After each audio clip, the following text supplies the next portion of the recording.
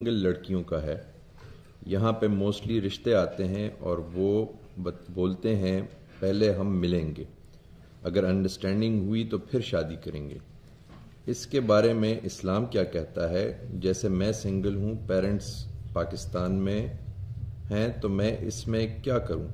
کیا ملنا شادی کی نیت سے جائز ہے؟ دیکھیے، جب آپ کسی ایسے معاشرے میں ہیں جہاں شادی بیاہ کے لیے لوگ اسی چیز کو موضوع سمجھتے ہیں، تو یہ جان لیجئے کہ اللہ تعالیٰ نے ممنوع کیا چیز کی ہے، کس چیز سے روکا ہے۔ وہ ایک اصلاً ہے اور ایک سد ذریعہ ہے۔ یہ دونوں اصطلاحات پہلے سمجھ لیجئے۔ یعنی بارہا ایسا ہوتا ہے کہ ہم کسی چیز کو جو اپنی ذات میں بری ہوتی ہے اس سے روکتے ہیں۔ تو جس چیز سے اللہ نے روکا ہے اپنی ذات میں بری ہونے کی وجہ سے، اس کو کہتے ہیں اصلاً روک دیا ہے، وہ بدکاری ہے۔ یعنی بدکاری کی کوئی قسم، اس کے کوئی مقدمات، اس کے کوئی لوازم بھی ہمارے دین میں جائز نہیں۔ کیوں جائز نہیں ہے؟ اس لیے کہ اللہ تعالیٰ نے انسانوں کی پیدائش کی جو اسکیم بنائی ہے، انسان پیدا کرنے تھے نا اس میں، وہ جو اسکیم بنائی ہے، اس اسکیم کے مطابق ایک ناتوان بچہ پیدا ہوتا ہے، اٹھ نہیں سکتا، کھا نہیں سکتا، پی نہیں سکتا، کئی مراحل سے گزرنے کے بعد کئی پاؤں پر کھڑے ہونے کے قابل ہوتا ہے۔ قدیم تمدن میں 12-15 سال میں والدین سے بے نیاز ہو جاتا تھا، اب تو تعلیم تربیت کے بے شمار مراحل، کہیں باہر بھیجنا ہے، کہیں آنا ہے، کہیں جانا ہے، 20-22 سال، 30 بلکہ 30 سال لگ جاتے ہیں۔ یہ جو انسان کی پیدائش، تربیت، تہذیب اور یہ صورتحال ہے اس کے پاؤں پر کھڑے ہونے کی، اس کے لیے اللہ تعالیٰ نے شادی کے ادارے کو قائم کیا ہے۔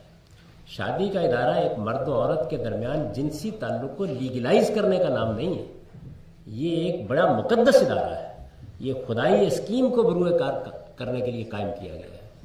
تو ہمارا پروردگار یہ چاہتا ہے کہ یہ جو اولاد پیدا ہونی ہے، یہ جو آئندہ نسل پرورش پانی ہے، یہ میاں اور بیوی ایک کانٹریکٹ میں بند کر اپنی تمام توجہات کا مرکز اس کو بنائیں۔ یہ اس وقت تک ممکن نہیں ہو سکتا کہ جب تک انسان کی سماجی، نفسیاتی، تہذیبی ضروریات کے لیے ماں اور باپ کے رشتے نہ ہوں، خاندان وجود پذیر نہ ہو، ساری توجہات ایک گھر کے اندر نہ آ جائیں، باپ کے لیے بھی ساری توجہات کا مرکز اس کی اولاد اور اس کی بیوی بن کے رہے، یہ ممکن نہیں اس کے بغیر۔ اگر انتشار ہوگا اور خاص طور پر جذباتی انتشار ہوگا تو آپ جانتے ہیں کہ جب یہ پیدا ہوتا ہے تو گھر برباد ہونے شروع ہو جاتے ہیں۔ تو اس لیے اللہ تعالیٰ نے بدکاری کو شادی کے بعد ممنوع قرار دے دیا۔ اب آپ سوال کریں گے شادی سے پہلے کیوں؟ اس لیے کہ یہ ایسی چیز ہے نشے کی طرح کہ اگر ایک بار اس کا راستہ کھول دیا جائے تو یہ ایڈکشن پیدا کر دیتی ہے۔ اب کوئی ایسا سوئچ ایجاد نہیں کیا جا سکتا کہ شادی کے بعد آف کر دیا جائے۔ تو اس لیے اللہ تعالیٰ نے پہلے دن سے اس کو ممنوع قرار دے دیا۔ تو کسی شکل میں بھی بدکاری کو ہم گوارا کرنے کے لیے تیار نہیں۔ اگر ایک لفظ پہ آپ مجھ سے پوچھیں تو میں یہ کہوں گا کہ خاندان کا ادارہ بدکاری پر پابندی لگائے بغیر قائم رہ ہی نہیں سکتا، ممکن نہیں ہے کسی طریقے سے۔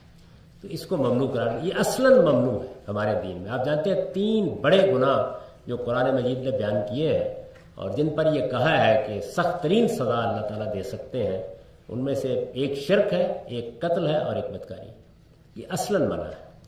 اس کے بعد سد ذریعہ، دوسرا لفظ میں نے یہ بولا تھا۔ سد ذریعہ کا مطلب یہ ہے کہ بدکاری کو روکنے کے لیے کچھ آپ کو ہدایات دی جاتی تاکہ وہاں تک بات نہ پہنچے۔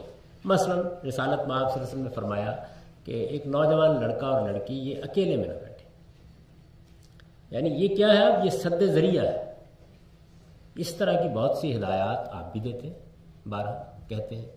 تو ایک لڑکی اور لڑکے کو شادی کرنی ہے، وہ آپس میں اگر ملتے ہیں، بیٹھتے ہیں، ایک دوسرے کو سمجھنے کی کوشش کرتے ہیں اور اس طرف معاملہ نہیں جاتا تو اسلام کو کوئی اعتراض نہیں۔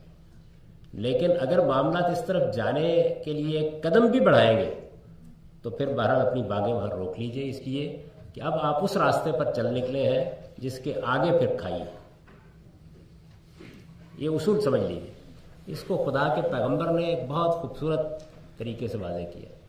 آپ نے فرمایا کہ دیکھو یہ جو بدکاری ہے اس کی ابتدا نگاہ سے ہوتی ہے، وہ بھی بدکاری کرتی ہے، ہاتھوں سے ہوتی ہے، وہ بھی بدکاری کرتے ہیں، یعنی بہت سے مراحل سے گزرنے کے بعد رسول اللہ صلی اللہ علیہ وسلم فرمایا کہ پھر آخر میں شرمگاہ یا تصدیق کرتی ہے یا تکذیب کر دیتی ہے، یعنی سارے سفر کا خاتمہ یا اس پر ہو جاتا ہے یا آدمی لوٹ آتا ہے.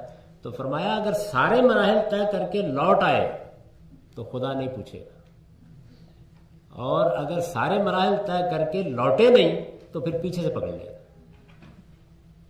پھر وہ نظر سے پکڑ لے گا.